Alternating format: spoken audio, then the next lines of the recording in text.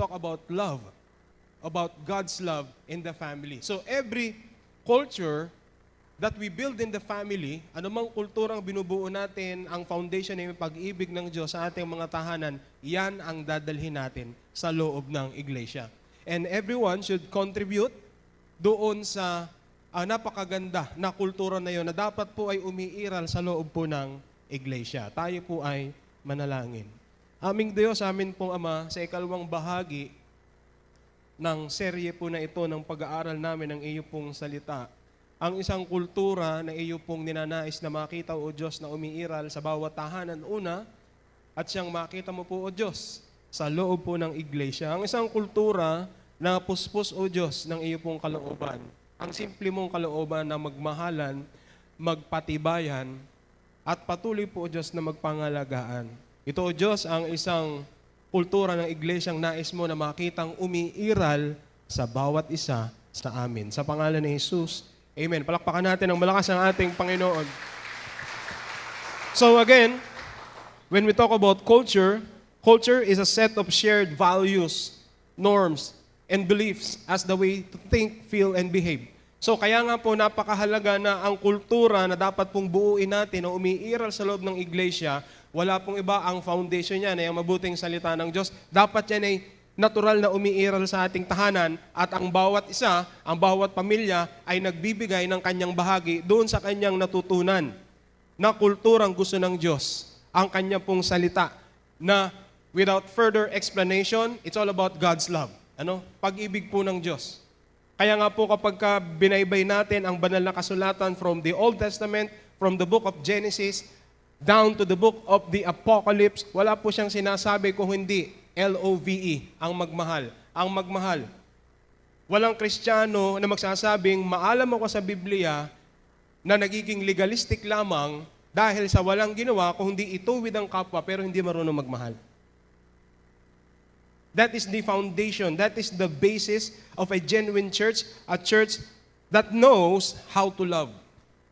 Kaya nga po, doon sa ating mission and vision, makikita po ninyo, just in case na nabasa po ninyo o hindi nyo pa nababasa, meron pong program dyan na andyan po yung mission and vision ng church.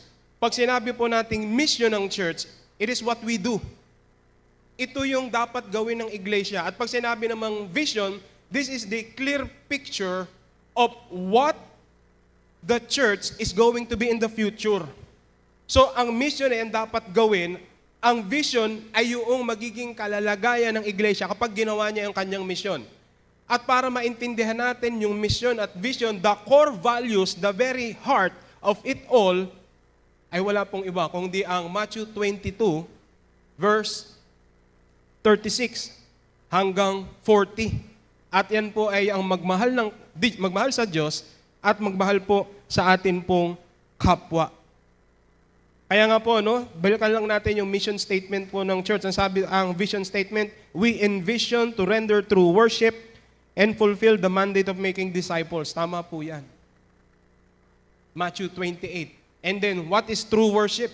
It is not just simply going to church, singing, listening to the homilies na magandang pakinggan, kung type natin pakinggan at kung hindi, di ba?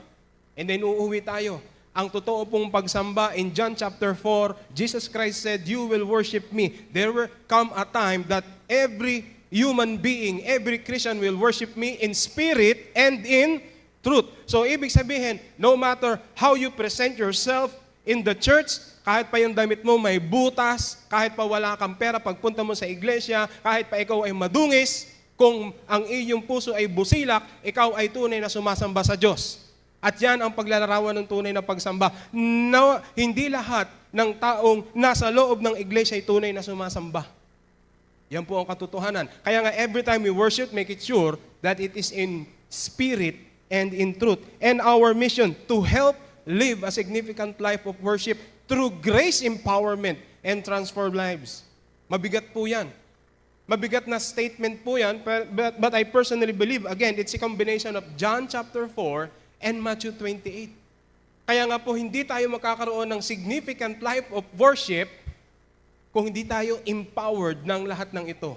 Ang mabuting salita ng Diyos, ang magmahal. Pwede bang sabihin mo sa iyong katabi na, mahal kita? Ayan. Dapat palagi mo, yan ang palagi siguro nating batean sa Church of Christ. Ano? Para naman maiba tayo. Hello, good morning, mahal kita. Ayan, ganun, ano? Sarap siguro ng ganun. Okay. So, pag atin pong pinakinggan ang Matthew 28 at ang Matthew 22, tingnan po ninyo, it all boils down, to sum up, it is all about relationship. God values relationship. The church should exist primarily on relationship. And what kind of relationship? It is what we receive, we give. It is Jesus Christ. Di ba? Kaya, huwag tayong manghihinayang na makipag-ugnayan. Kasi ang rason kung bakit bumaba si Jesus dito, ang mabuting Ama na nasa langit, ibinigay niya ang kanyang anak sa sangkatauhan, ang mundong madilim, ang mundong makasalanan, tayo na naglalaman ng mundong ito, ay dahil gusto ng Diyos na mapanumbalik ang ating ugnayan sa Kanya. Kasi gusto niya lamang niya sabihin na hindi ako nagsasawang magmahal sa iyo, anak. Bagamat tumigil ka sa tamang pagmamahal na dapat mong ibigay sa akin, ako ay nagpapatuloy. At ang katunayan, ibinigay ko ang aking bugtong anak. At yan ang patunayan ng kanyang totoong ugnayan. Our existence was not meant to be alone. We are created by a social and intentional God at tayong lahat should be social, sociable, and what?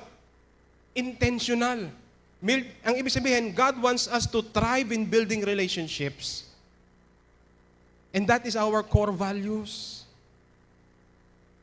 Habang pinag-aaralan ko po ang lahat ng mga bagay na ito, nag-sink in po sa akin na dapat pangunahan ng Shetilig Church of Christ ang pagbuo ng isang sinserong ugnayan, hindi lamang umiiral sa atin, o hindi lalo na nadarama doon sa labas.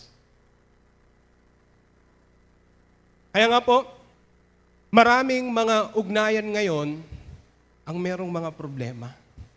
Maraming mga ugnayan na meron pong mga lamat. Alam niyo po ba yung relationship, ito po'y kasing tanda ng paglikha ng Diyos sa sanlibutan. Noong nilikha po ng Diyos si Adan at si Eva, it is because of his relationship. Ang gusto ng Diyos na yung kanyang pag-ibig, meron siyang mapagbigyan. Kaya nilikha niya ang tao, si Adan at si Eva. Ganoon katagal ang relationship. At ganoon din kabilis, sinira ng tao ang ugnayan na yon. Nang pumasok ang asungot. Pwede ka bang tumingin sa iyong katabi? Sabihin mo, asungot. Hindi yan. Sinasabi mo lang sa kanya. Sinasabi mo lang sa kanya. So yung asungot, walang iba kung hindi ang kasalanan. Ang kasalanan. Dinaya ng dyablo ang tao. Diba? Dinaya ng dyablo ang tao kasi sabi niya, aba, nakakaingit naman. Ang ganda ng relationship nila, masira nga. Yan. So, diba? Kaya maraming mga ugnayan ang nasira dahil sa pagpasok ng kasalanan. Ito po ang katotohanan. Kaya kung meron pong hindi pagkakasundo, merong mga hindi pagkakaunawaan, at kaguluhan sa mga relasyon, mayroong kasalanang umiiral. Yan. Kaya anuman, kapag mayroong lamat ang ugnayan, may kasalanang umiiral. May kasalanang hindi nagagamot. May kasalanang hindi naaalis. Another thing, kapag may gusot, ano mang ugnayan yan? Sa church, kapag may gusot, may kasalanang nakalusot. So kapag meron pong kasalanang umiiral, ang problema, nagkakaroon ng lamat ang ating ding ugnayan sa Diyos.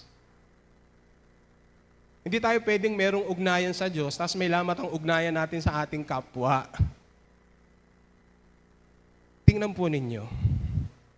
Nung si Jesus ay nakapako doon sa krus, sino lamang sa mga disipulo ang nandoon? Si Juan. Nasaan ang iba?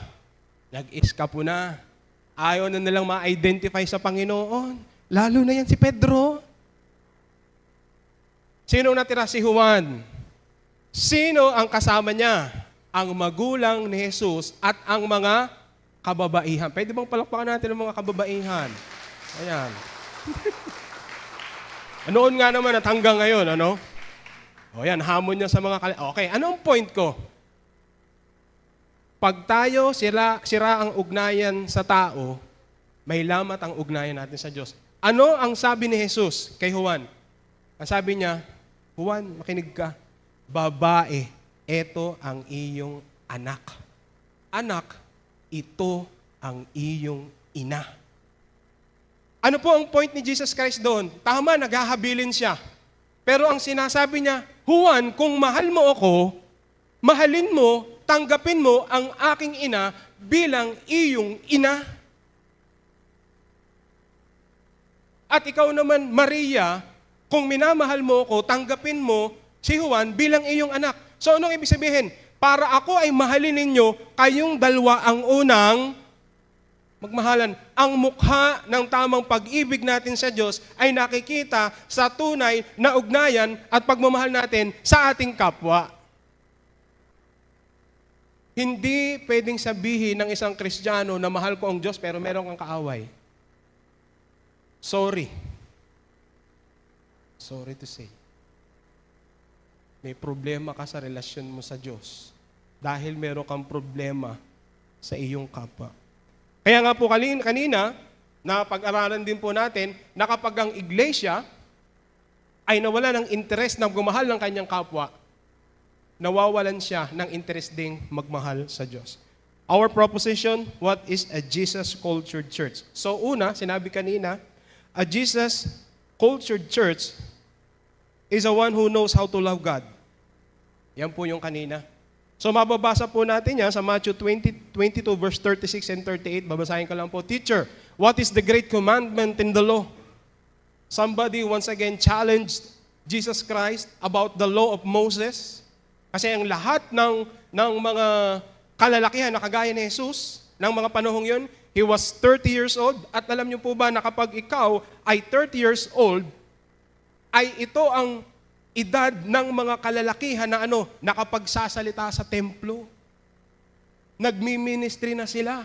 Pero si Jesus Christ, hindi lamang sa templo, nagsalita ng minsan, siya po ay pumunta sa marami pong tao.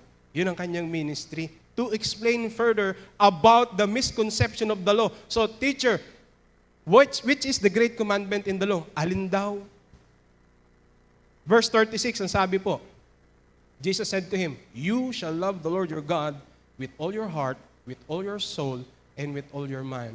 This is the first and great commandment. Ito yung una at higit sa lahat ng mga utos, ang mahalin mo ang Diyos. Kaya nga po, sinasabi po dito, ang mga tao, meron siyang struggle sa kasalanan kasi una, na hindi pa niya nakikita kung gaano kaganda at kung gaano kamangha-mangha, kung sino po ang Diyos talaga sa buhay po natin, hanggang hindi natin buong pusong na isusuko ang atin pong mga sarili po sa Diyos, magkukulang, kakapusin, hindi sasapat ang pag-ibig na may bibigay natin sa Kanya, kasi malino po sa sinasabi niya na ang pag-ibig na nais niyang matanggap niya sa iyo ay naibibigay mo sa higit sa mga mababang taong ito. Misconception about neighbors. In Leviticus chapter 19, mamaya po natin papakita. Verse 17 and 18, mamaya ko po ipapaliwanag sa inyo. So sometimes we love sin more than we love God. Ay, hindi na bali magkasala ko, hindi na makamahal-mahal yan. Iyan, palagi na lamang akong bida sa lahat ng mga kwentuhang umpo ka na pupuntahan yan. Tapos mamahalin ko yan, dapat mo siyang mahalin. Kasi ito ang sinasabi ng ating Panginoon. When we love God with all our heart, soul, and mind, strength, it affects the way we make decisions. Kapag malinaw yan, di ba, nakakatulong yan sa ating mga desisyon, sa ating mga sasabihin, sa ating mga gagawin. Tandaan po natin, kapag tayo po ay punong-puno ng pag-ibig natin sa Diyos, wala tayong gagawin at ikikilo sa buhay na ito kung hindi lahat ng mga bagay na kapag bibigay ng dakila at kaluwalhatian po sa Diyos. Habang tayo ay umuusad sa buhay na ito, habang tayo po ay sinasabi natin na nabubuhay para kay Kristo, lumalalim ng lumalalim ang pag-ibig natin sa Panginoon sa pamamagitan ng pag-ibig na naibibigay natin sa atin pong mga kapwa. Kaya nga, how can we love God with all our hearts, minds, soul, and strength? We are to love God with an exclusive love. Dapat ganun po yung klase ng pag-ibig na ibibigay natin. Exclusive. Lord, wag kang mag-aalala. Ikaw ang pinakauna. Sunday ngayon, magpapaalam po ako. May gusto maglibre sa amin. Next week na lang po ako attend. Kanina kasi may tanong ako. Kaya lang hindi ko na itatanong. So kaya nga po, we are to love God with an exclusive love. Matthew chapter 6 verse 24. Diba? Sabi doon, hindi ka makapaglilingkod sa Diyos at sa tao. Dapat iisa lamang. Number 2, we are to love God with a surpassing love. Eto, mabigat ito. Dapat yung pag-ibig natin sa Diyos, higit sa lahat ng pwedeng pag-ibig na maibigay natin sa asawa natin, sa mga magulang natin. This is a very strong statement at kapag hindi mo nauunawaan ang kalooban ng Diyos, it could offend you. Ano ba naman klase yan si Jesus? Napakamakasarili naman. Sabi niya kasi Luke chapter 14 verse 26, if anyone comes to me and does not hate his father and mother, wife and children, brothers and sisters, yes, in his own life also he cannot be my disciple. Ang ibig lamang sabihin dito na hate, sa Greek ay misei, meaning to love less. Dapat ang pag-ibig mo sa Diyos ay doon. Tapos yung pag-ibig mo sa kapwa ay narito. Dapat malaki ang gap ng pag-ibig mo sa Diyos. Na hindi mo, Lord, mahal kita. Mahal na mahal, kapantay ng pag-ibig ko sa aking asawa. Bakit asawa mo ba si Lord? Oh. Dapat ganun. Number 3, we are to love God with an obedient God. Kaya nga po, para madakila natin ang ating Panginoong Diyos, kung mahal natin siya, susundin natin ang kanyang kalooban. Ito ang mabuti para sa ating lahat. Unang Juan 2:4, nagsasabing nakikilala ko siya at hindi tumutupad ng kanyang mga utos ay, ano sa mata ng Diyos? Sinungaling. At ang katotohanan ay wala sa kanya. And number 4, we are to love God with a persevering love. Isang pag-ibig na nagpapatuloy, hindi napapagod, masigasig, enduring, So one of the greatest examples of love is our commitment. Kagaya ng commitment ng isang lalaki, asawang lalaki sa kanyang asawang babae. Yun yung commitment, handa kong ibigay ang buhay ko sa asawa ko na ito.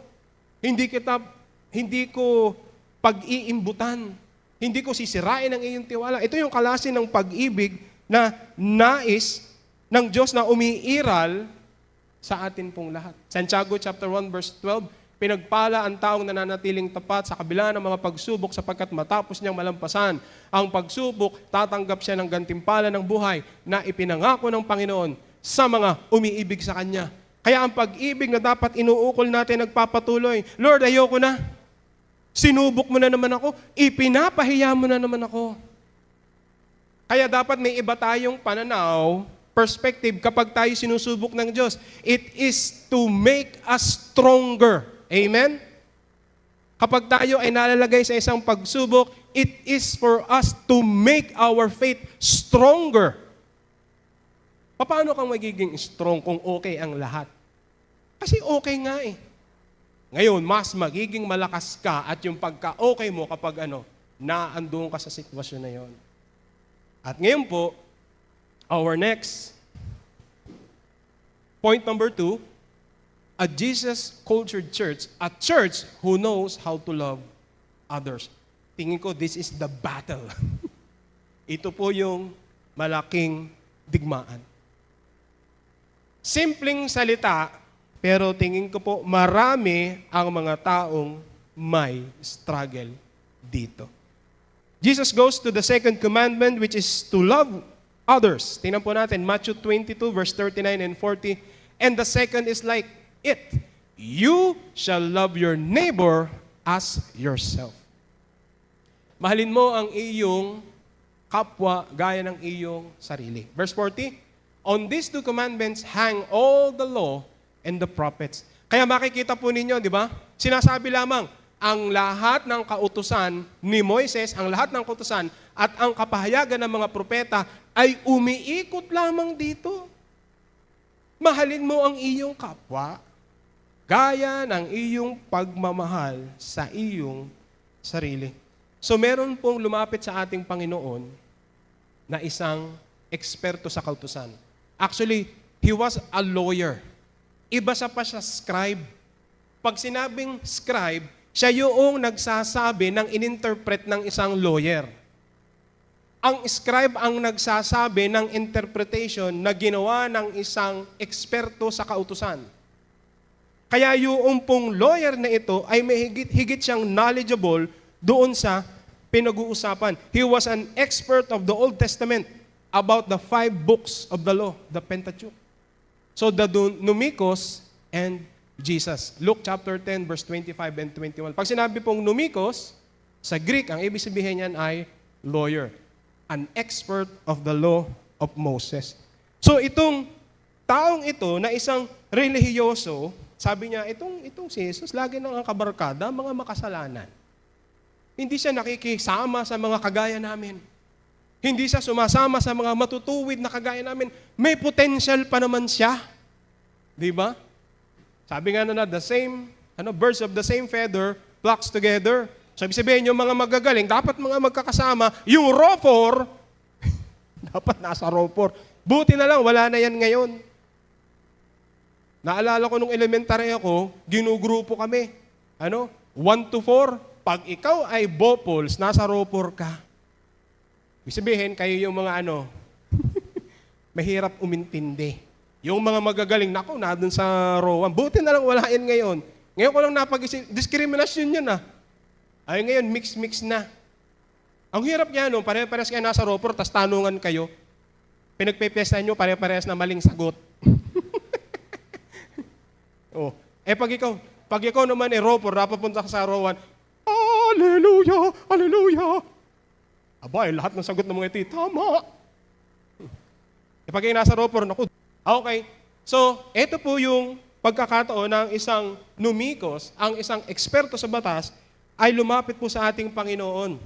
At itong Numikos na ito ay may sinabi sa ating Panginoon. At yung kanyang sinabi upang subukin ng ating Panginoon, upang masubok ang kakayanan at kapasidad ng ating Panginoon, namamangha sila bakit ang daming alam ng ating Panginoon na lumalabas ang Panginoong Hesus ay mas magaling pa sa kanila.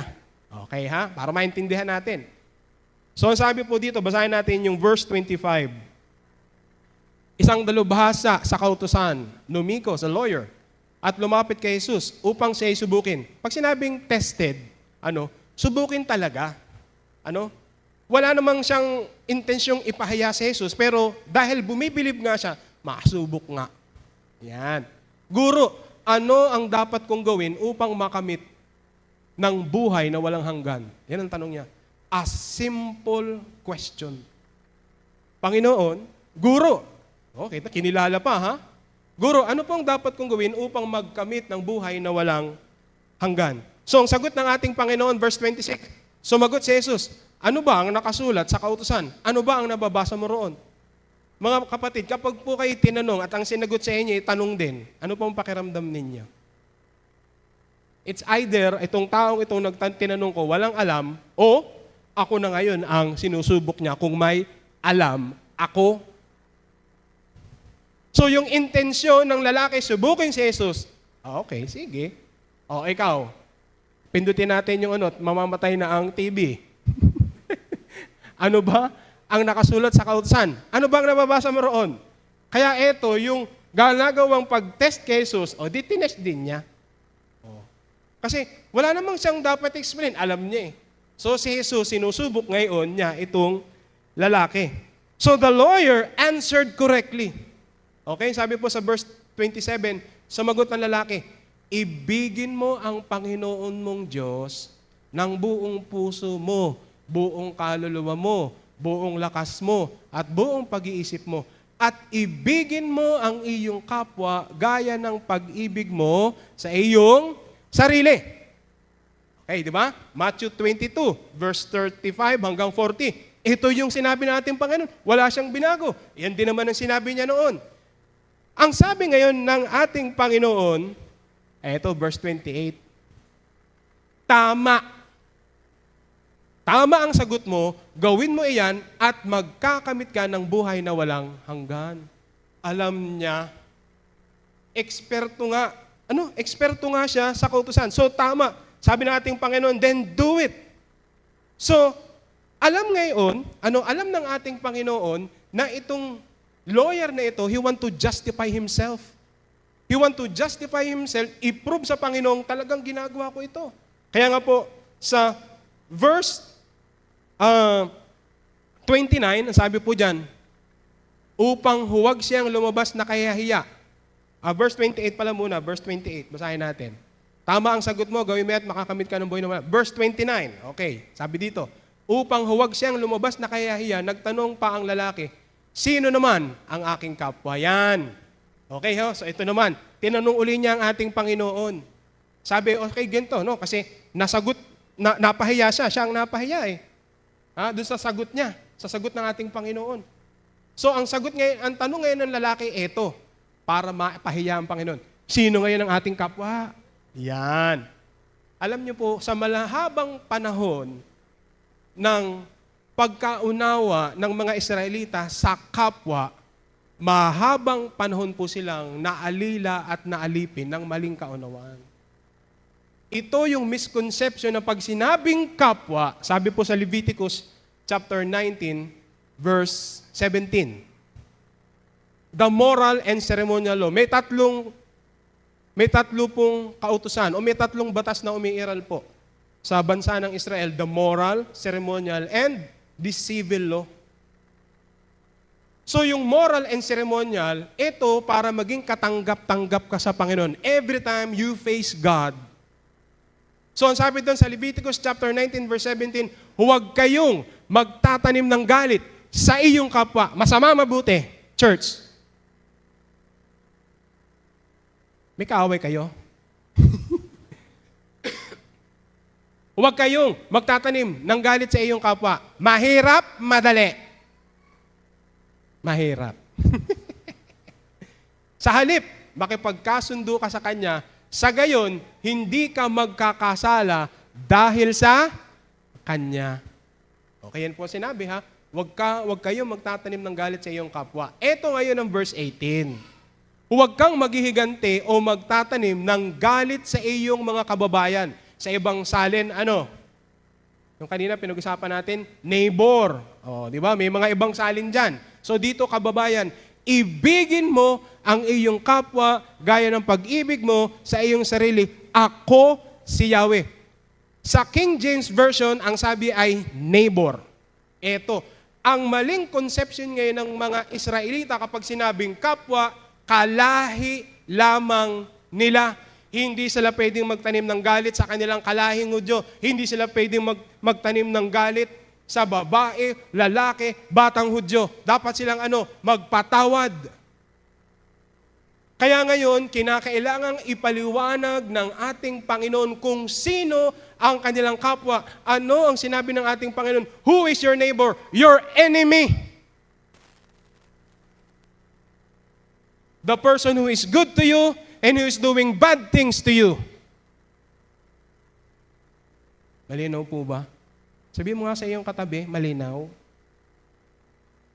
Kasi baka umuwi kang parang Israelita pa din. Ay, kapwa, ay di yung nagbibigay sa akin ng spaghetti kapag bagong taon at binabalkan ko rin ng spaghetti. Ay, kapwa pala. Pag sinabing kapwa, lahat.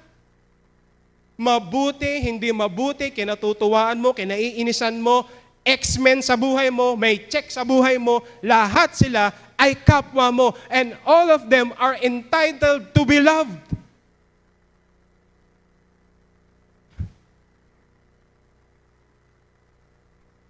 Kaya nga po, sinasabi ngayon ng ating Panginoon na kapag hindi natin nakikita ang ating mga sarili kung sino talaga tayo dapat sa harapan ng Diyos, we will continue to justify ourselves sa Diyos. Lord, ang dami kong kaibigan. Ako'y nagbibigay.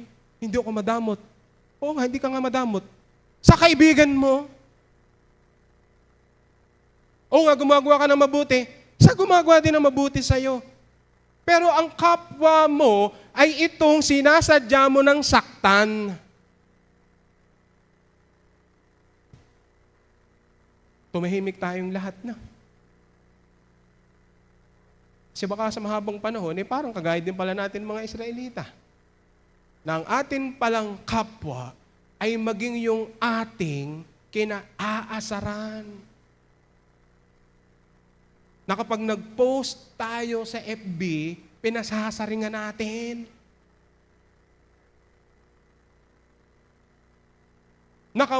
Wala namang karason-rason, nagkukwentuhan kayo ng kaibigan mo, chinichika mo. Ay kapwa ko pala yun. Ano sabi? Kung mahal mo ang iyong kapwa, gaya ng dapat, pag mamahal mo sa iyong sarili, anong sabi ni Mac? Sinasaktan mo ba ang sarili mo?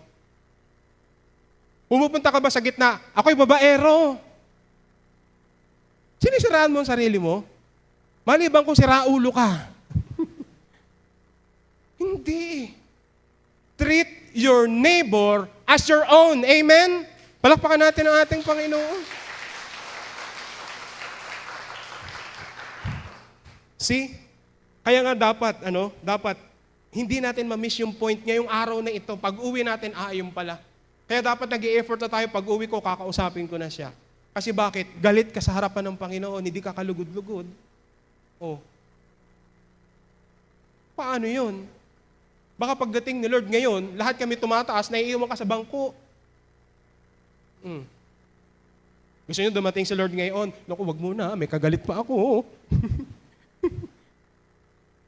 So, nobody can really fully love God and be good enough to be accepted in heaven, on heaven, kapag hindi siya critical siya sa tao. You can never be good enough. Hindi mo pwede sabihin, ang pagmamahal ko sa Diyos ay sapat kasi mahal ko ang Lord, pero may problema ako sa tao. Ano ang sabi ni Jesus kay Pedro? Noong panahong kinausap ni Jesus si Pedro, doon sa lugar na natagpuan niya si Pedro, Peter, halika nga anak. 3 beses din yon. Ilang beses tinanggi si Jesus ni Pedro? 5. Baka ibang Bible yung binabasa niyo. Nadagdagan na pala. Na-update pala yun. O ilan? So, sabi natin, Panginoon, Pedro, halika nga. Ako'y may pupuntahan. May tatanong ako sa iyo. Mahal mo ba ako? Bay, opo, Panginoon. Mahal mo? Opo, mahal kita. Pwede bang pangalagaan mo ang aking kawan? Napakasimple naman yan. Pedro, tatanong pa ako isa. Mahal mo ba ako? Bay, opo, Panginoon. Alam niyo naman si Pedro. Pwede bang mahalin mo ang aking kawan? Ayaw pa naman. Parang parehas lamang yun pangalagaan, mahalin. Pangatlo, ayun pa rin ang tanong. Sabi Panginoon, nagdududa kaya ta sa akin. Parang hindi niya kilala ang kanyang sarili, no? So tingnan po ninyo, tinitiyak po ng ating Panginoon kay Pedro na kung mahal mo ako, mamahalin mo yung pinamamahal ko sa'yo. Ang aking kawan. Tayo na mga tupa, di ba? So kung tayo, mahal natin ang Diyos, dapat mahal natin ang ating kapwa na to the point na hindi dapat tayo pagdudahan ng Panginoon sa pag-ibig na iyon. Tingnan po natin. Sabi po sa verse 30, sumagot si Jesus. Ang sinagot ni Jesus sa ito, doon sa katanong sinong kapwa, may isang taong naglalakbay sa Jerusalem, papuntang Jericho. Hinarang siya ng mga tulusan, hinubaran, binugbog, at iniwan, halos patay na. Nagbibigay ng isang kwento, the Good Samaritan. Ang sagot ng ating Panginoon ay isang kwento. So yung sa verse 30, Yun po yung Hudyo na binugbog. For some reason, pupunta siya sa isang lugar na yun sa Jericho, maaaring may dalang pera, pinagnakawan, binugbog. So ano po ang nangyari? Verse 31. Nagkataong dumaan doon ng isang paring Hudyo. Isang Hudyo, binugbog, maghihingalo. Isang kataon dumaan doon ng isang paring Hudyo nang makita ang taong nakahandusay. Lumihis siya, ayoko ma-involve. Baka maiwan ng DNA ko dyan. Diba, ganun tayo ngayon? Pag humawak tayo doon, ngayon alam na. Kasi naiiwan yung mga DNA natin, ayoko ma-involve. So anong ginawa? Nang makita ang taong nakahandusay, lumihis siya at nagpatuloy sa kanyang paglalakad para wala ako nakita. And then, verse 32, dumaan din ng isang Levita. Kita nyo, napaka-relihiyoso ng mga ito. Dalawang taong nasa loob ng templo. Isang naan doon sa outer part at isang naan doon sa most holy place. Nauna pa yung isa. Dumaan din ng isang Levita, ngunit nang makita niya ang taong binubog, lumihis din ito at nagpatuloy sa kanyang paglalakad. So makikita po natin na yung pare, yung saserdote at saka po yung Levita, wala silang ginawa. Ayaw nilang ma-involve. Wala silang pakialam. Kapwa nila yon. Di ba? Anong sabi? Anong pagkakaintindi nila sa kautusan? Ang kanilang kapwa ay ang kanilang kababayang Israelita. So bakit wala silang ginawa? Alam niyo po, pag minsan, we are also indifferent with the people around us. Wala din tayong pakialam, ayaw din nating ma-involve. Ang mga taong yan, bagamat mapula ang mga pisngi, sabi nga nila, ang pula ng hasang, malulusog. Pero alam nyo ba, sa paningin ng Diyos, they are almost spiritually dying. So ano po ang point na gusto ko pong sabihin at ano ang puntos na gustong sabihin ng ating Panginoon Diyos ngayon? Dapat tayong maging intentional, relational sa ating kapwa dahil marami sa ating kapwa ang halos patay na ang espiritu. Dapat tayong ma-involve sa kanila. Hanggat hindi natin nauunawaan kung ano ang pinagdadaanan po ng ating kapwa, wala tayong pag-ibig sa kanila. Di ba? Kaya tayo natin ma-involve kasi wala tayong pakialam eh. So ang gusto nila, dapat may pakialam tayo. Yung kasama mo sa trabaho, yung kaklase mo, yung kapitbahay mo, yung kaukaw, ang dami niyo ng pinag-usapan. Digmaan sa Israel, digmaan sa Ukraine, sasakupin na tayo ng China, napasok na nga tayo, nahuli na si Alice Guo, ang dami. Pero wala pa tayong nababanggit na isang salitang makakapagpalaya at makapagdudugsong ng buhay sa kanilang espiritu. Ang katotohanan na si Kristo ay kailangan din nila sa kanilang buhay. Kaya nga po in verse 33, eto, but a certain Samaritan as he journeyed came where he was. And when he saw him, he had compassion. Sino ang Samaritano? For our information, pag sinabing Samaritano, kalhating Hudyo, kalhating Hintil. So sa kanila, hanggat hindi ka pure-blooded, hindi ka Hudyo, hindi kita kapwa. Kaya ito ay isang malaking pangsambulat sa kaunawaan ng taong kausap niya, isang eksperto sa kautusan na lumalabas, isang Samaritano ang dumaan. At he had compassion, naawa. Verse 34. So, he went to him, bandaged his wounds, pouring on oil and wine. He set him on his own animal, brought him to an inn, and took care of him. Tinulungan ng walang sawa na dapat ay tulong ng sinasabing kapwa. Kung kayo po yung eksperto sa kautusan, ano po kayang mararamdaman ninyo?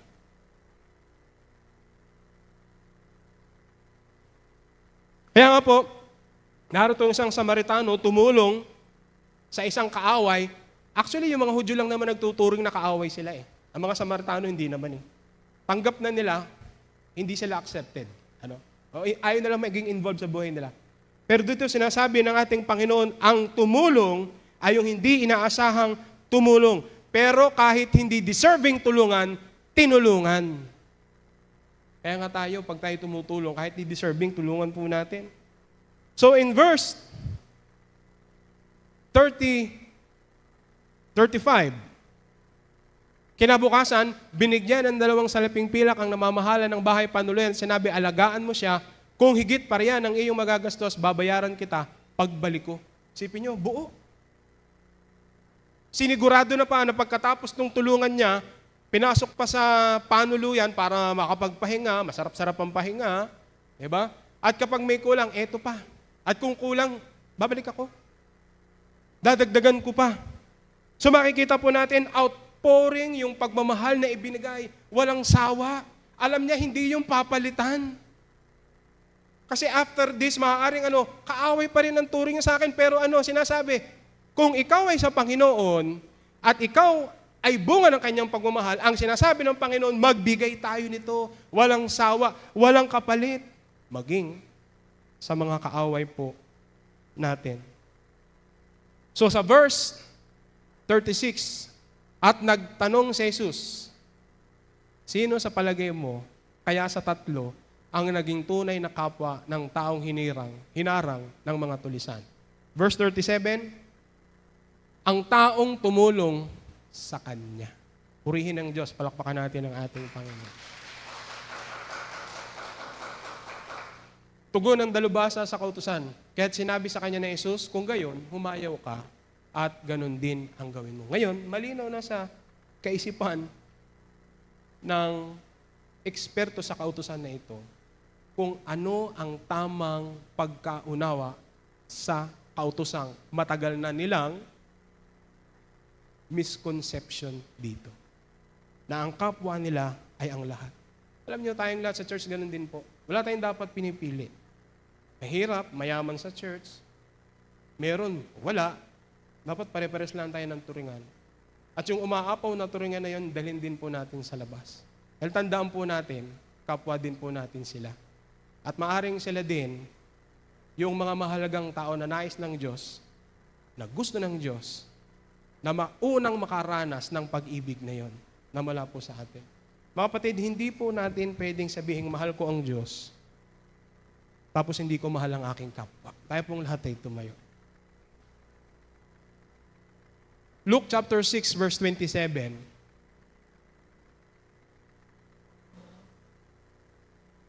Luke chapter 6, verse 27, ang sabi po dyan. Subalit sinasabi ko sa inyo, mga nakikinig sa akin, mahalin ninyo ang inyo at gawan ninyo ng mabuti ang mga napupuot sa inyo. Mahirap yang gawin kung mahirap mong mahalin ang Diyos. Pero kung mahal mo ang Diyos, hindi yan mahirap gawin. Dahil sanay ka ng magmahal ng masama at sanay ka ng hindi mahalin ng masama sa iyo. One of the frustrations about love is if we want to give love, we want to receive it back. And that is the frustration of many. Nagbigay ako, bigyan niyo ako. Eh, mahal kita eh. Ay, disuklihan mo. Huwag mong obligahin. Ang sinasabi ng ating Panginoon, magbigay ka. At kung ano ang tatanggapin mo, pabor sa'yo hindi, magbigay ka pa rin. Higitan mo pa, kapatid. Tama ba? Pero BJ, huwag mong sukatin, eto na eh. Sagad na, hindi, may magagawa ka pa. Ang dami pa. Gusto mo rin maramdaman yan. Pero alam nyo, yung kakapusan ng tao, hanggang doon yun. Pero yung kakulangan ng tao, higit na pag-ibig ang pwedeng ibigay sa iyo ng Panginoon. Amen? O, pwede bang palakpakan natin ang ating Panginoon? Kagaya ng sinabi ng ating Panginoon kay Juan, sabi niya, at kay Maria, Maria, narito ang iyong anak. At anak, narito ang iyong ina. Kung mahal ninyo ako, magmahalan kayo. Magmahalan tayo kung mahal natin ang ating Panginoon. Aming Diyos, amin pong Ama, marami pong salamat. Thank you, Father God, for bringing us once again enlightenment. Thank you, Father God, for explaining your beautiful grace this very morning, your overflowing love. That our love for you should be proven, should be evident every day sa amin pong buhay by loving others. Even if these people do not deserve. Kasi babalik din po yung aming katanungan na yon sa amin. Hindi rin nga po pala kami deserving, pero inibig mo kami.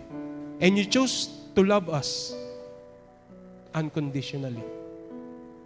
And this is the same kind of love we will work out na maibigay din po sa amin pong kapwa. Because loving others is definitely the way we can show our love for you. In Jesus' mighty name we pray. Amen. God bless po.